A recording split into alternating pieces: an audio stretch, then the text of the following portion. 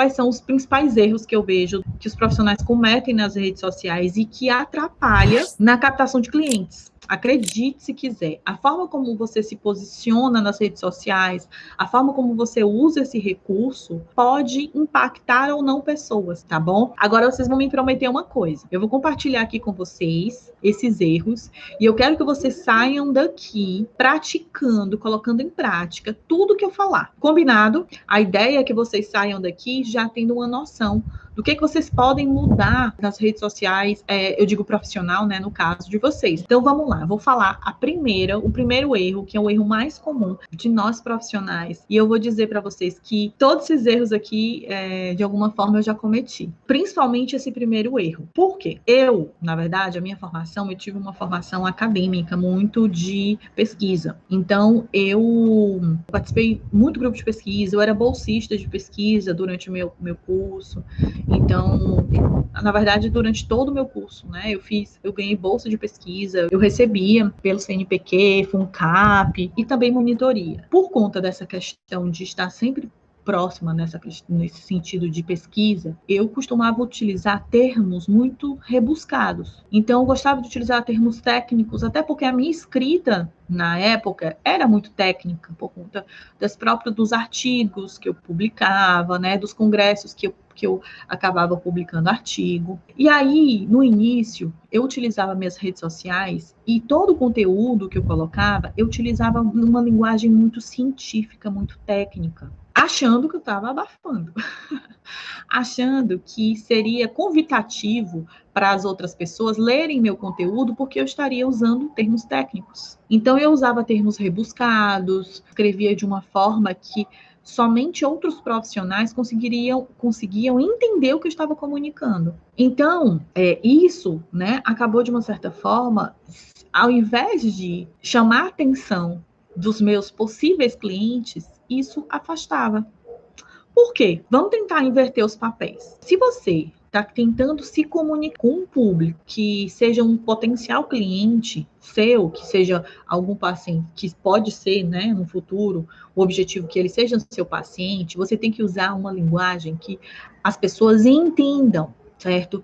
Não é uma linguagem de leigo, não é você falar de uma forma leiga, mas tentar transformar aquilo que é técnico em algo que qualquer pessoa que não entenda do assunto vai compreender a mensagem que você está transmitindo, tá?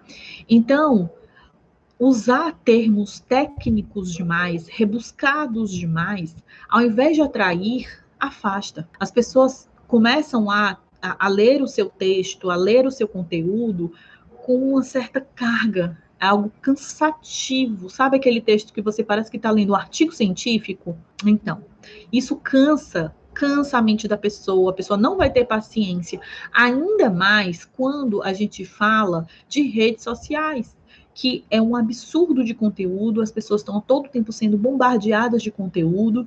Então, se o texto não for atrativo, se você começa um parágrafo querendo usar termos muito rebuscados, uma coisa muito técnica, achando que isso vai impressionar, isso vai cansar. A pessoa vai começar a ler primeiro o parágrafo e vai dizer, ai, não, chato, peraí. E vai passar para outro conteúdo. Né? Ainda mais no Instagram, que é só você passar o dedinho que a gente já chega em outro conteúdo. E eu não estou falando aqui que vocês precisam ser rasos, de maneira nenhuma. Mas tudo que vocês escreverem, pensem. Então, sempre quando você escrever alguma coisa que você escreva, você sempre tem que rever se a linguagem está sendo compreendida por outras pessoas que estão lendo. Afinal, você está numa rede social não para atrair outros profissionais, mas para atrair possíveis clientes, possíveis pacientes. Então, esses pacientes, eles precisam ler o seu conteúdo e dizer, poxa, realmente isso daqui faz sentido. Nossa, isso daqui mexeu comigo, isso daqui de alguma forma me tocou. Isso fez com que eu despertasse para procurar a psicoterapia ou para buscar a psicoterapia para o meu filho. Então, os termos que você utiliza tem que ser muito bem pensado. Olha, o que eu vejo de profissionais, de psicólogos, escrevendo, parece que está escrevendo um artigo científico, olha, eu vejo um monte. E quando eu vejo, eu Sinto muito, mas não vai ser isso que vai conectar. A não ser que você esteja escrevendo realmente para outros profissionais. Aí tudo bem, se você quer escrever para outros profissionais, que esses outros profissionais, sei lá, você quer dar uma supervisão e aí você tá ok. Mas se você quer, de alguma forma, impactar pessoas, né, que sejam possíveis clientes, você tem que utilizar uma linguagem simples. Se vocês perceberem, dentro do meu conteúdo, quem me acompanha, né, acompanha meu perfil, que é o Filhos Inteligentes, eu trago uma linguagem que é acessível para o público, né, dos pais. É acessível para o público dos pais, é acessível para profissionais, tanto que eu tenho vários profissionais, né, que adquirem meu curso para realmente aprender, né, mais sobre infância, e é uma linguagem que qualquer pessoa vai entender, sabe? Então não se torna cansativo, não é aquela coisa que quando você começa a ler, você já fica morrendo de sono, porque parece que você está numa aula ou então numa competição de quem é que utiliza termos rebuscados, tá? É um dos principais erros que eu vejo os psicólogos cometendo, tá? Linguagem simples, não é rasa, mas é uma linguagem que as pessoas entendam o que vocês estão falando. Outra coisa, sabe o que é interessante? Uma dica aí para vocês com relação à questão da linguagem, de se comunicar, abrir caixinhas de perguntas e perguntar quais são as maiores dificuldades do teu público. E, olha, gente, isso é fantástico. Às vezes tem profissionais que não sabem exatamente o que é que o público ele gostaria de ler no seu perfil. Então, para você ter uma noção, você pode abrir uma caixinha de perguntas e nessa caixinha de perguntas você perguntar para o seu público qual é a sua maior dificuldade, o que você gostaria de saber mais a respeito, quais são os desafios que você encontra no dia a dia com seu filho. Então, você abre uma caixinha de perguntas que possibilite que essas pessoas que estejam te acompanhando compartilhem as suas dores, compartilhem as suas dificuldades. E aí, você vai fazer, né, listar todas essas dores, todas essas dificuldades que você vê no seu público, e em cima dessas dores você vai produzir os conteúdos. Isso é uma dica, gente, de ouro para quem tem dificuldade de produzir conteúdo. Mapeie as dores do público de vocês.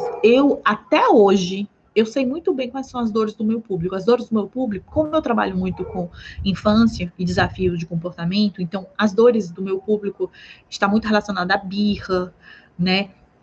A comportamentos disruptivos, tá? Tem dúvidas com relação à agressividade. Então, você tem que mapear, sabe? E nada mais mais importante do que você saber quem está te seguindo e quais são as dificuldades desse público, tá?